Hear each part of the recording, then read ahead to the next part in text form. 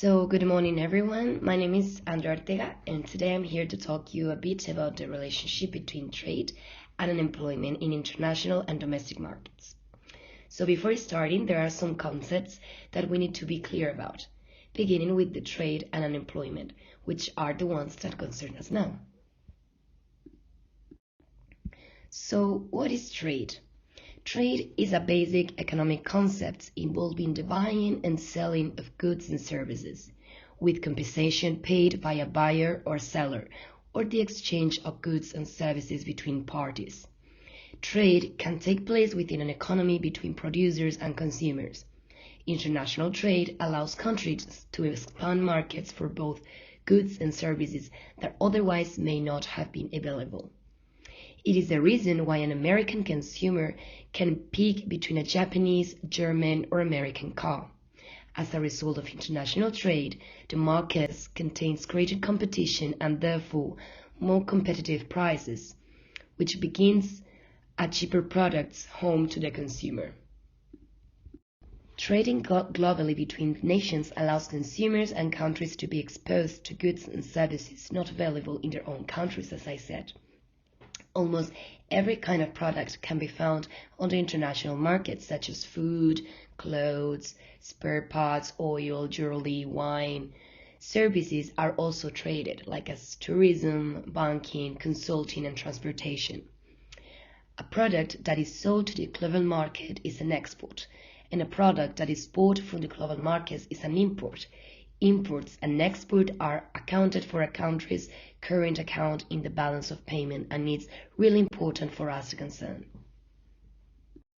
And now regarding the employment, what is unemployment?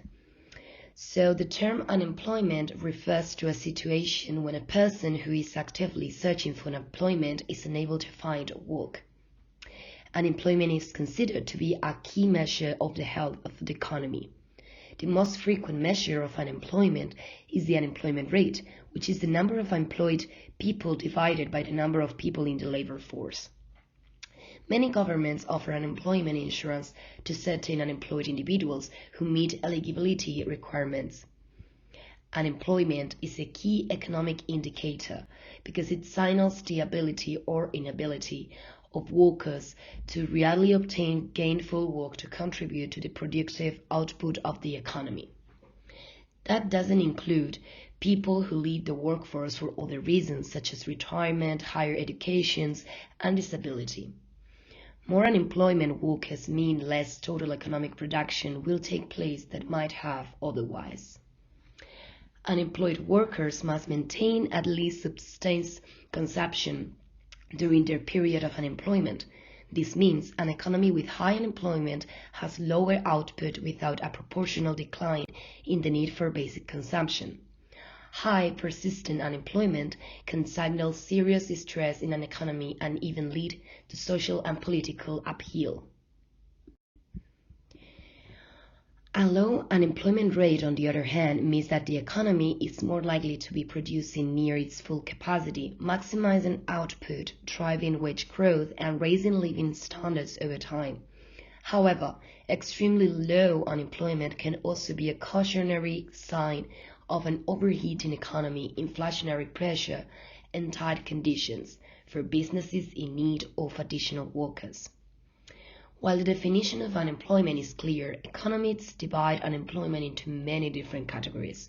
The two broadest categories of unemployment are voluntary and involuntary unemployment.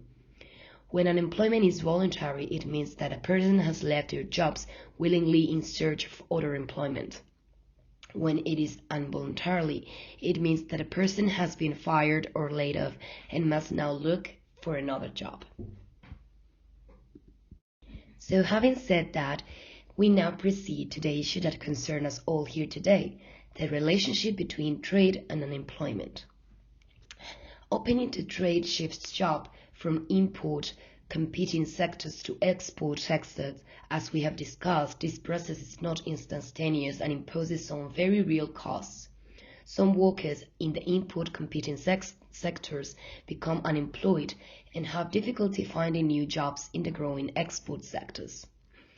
The best policy response to this serious concern is to provide an adequate safety net to unemployed workers without discriminating based on the economic forces that include their involuntary unemployment, whether due to trade or, say, technological change. Here we quantify the extent of unemployment that can be tracked back to trade. Plant closures due to import competition or overseas plant relocations are highly publicized, but they account for a small proportion of involuntary worker displacements.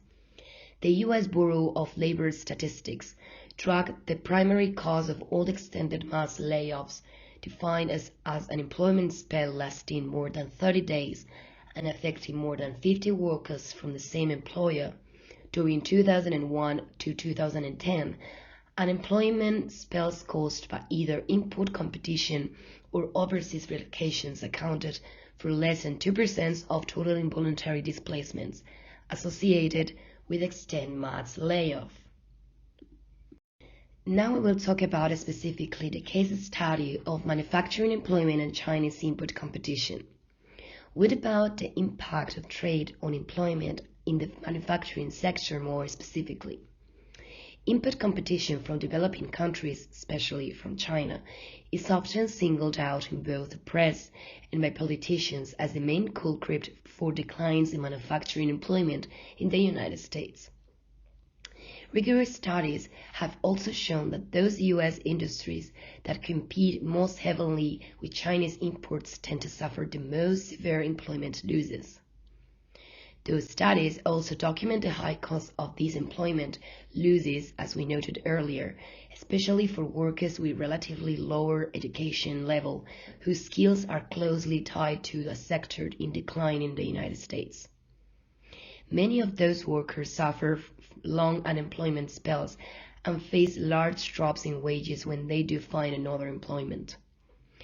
And because manufacturing employment in those hard-hit sectors is geographically concentrated, this impact of imports competition also translates into prolonged negative shocks for some of the affected regions. But these job losses are mitigated by the increases in employment in export-oriented sectors and by other employers who benefit from cheaper imported intermediate goods. On net, can we still interpret the evidence on employment losses from Chinese imports competition as an aggregate loss for U.S. manufacturing employment? Put differentially, will shutting off the United States from the trade with China help to increase the share of employment in the U.S. manufacturing? This figure 413 shows that this manufacturing employment share has been steadily decreasing over the last half century. Over this time period, the U.S. manufacturing sector was still producing the same quantity of goods, but it was achieving those production levels with fewer and fewer workers. The dotted line shows the forecasted manufacturing employment share after 1980 using only the data points before 1980, a linear fit of the employment share from 1960 to 1980. Thus, if in the 1980 we had predicted the share of U.S. employment in manufacturing for 2010, based on its decline from 1960 to 1980, we will have predicted an employment share of 8.8%, almost exactly what the actual employment was in 2010. But during the 2 decades from 1960 to 1980, imports from China were virtually nil. Figure 413 highlights the explosive growth of those imports measured relative in total U.S. manufacturing production. Later on, which was especially strong after 2001 when China joined the World Trade Organization. It is therefore hard to make the case that the decline in the U.S. manufacturing share down to 8.8% in 2010 was driven by the growth in Chinese imports. After all, this is exactly what we had predicted for this share back in 1980, when the United States had virtually no trading relationship with China. Nevertheless, this decline in manufacturing employment has been concentrated in imports competing sectors, and disproportionately affects more vulnerable workers with lower incomes and limited jobs mobility. Those workers have a very hard time finding good employment opportunities in the export-oriented sector or outside of manufacturing, and many sustain long-lasting income losses. In response, the U.S. Trade Adjustment Assistance Program provides extended unemployment coverage and tuition reimbursement to workers who are displaced by a plant closure due to import competition or an overseas relocation to a country receiving preferential access to the United States. However, relatively few workers are able to qualify for this program, and those that do often need longer-lasting unemployment coverage, because this program unfairly discriminates against workers who are displaced due to economic forces than trade. Most economics advocates instead for a social insurance program that will be extended to all displaced workers. So in conclusion from all of the above, it is not trade per se that generates unemployment in the importing sectors. It is training and new technologies that affect workers, as we said, because the programs unfairly discriminate against displaced workers due to economic forces other than trade. And most economics argue instead for a social insurance program that will extend to all displaced workers in the United States. But also this can be applied worldwide. We need programs to enforce our workers. Thank you very much.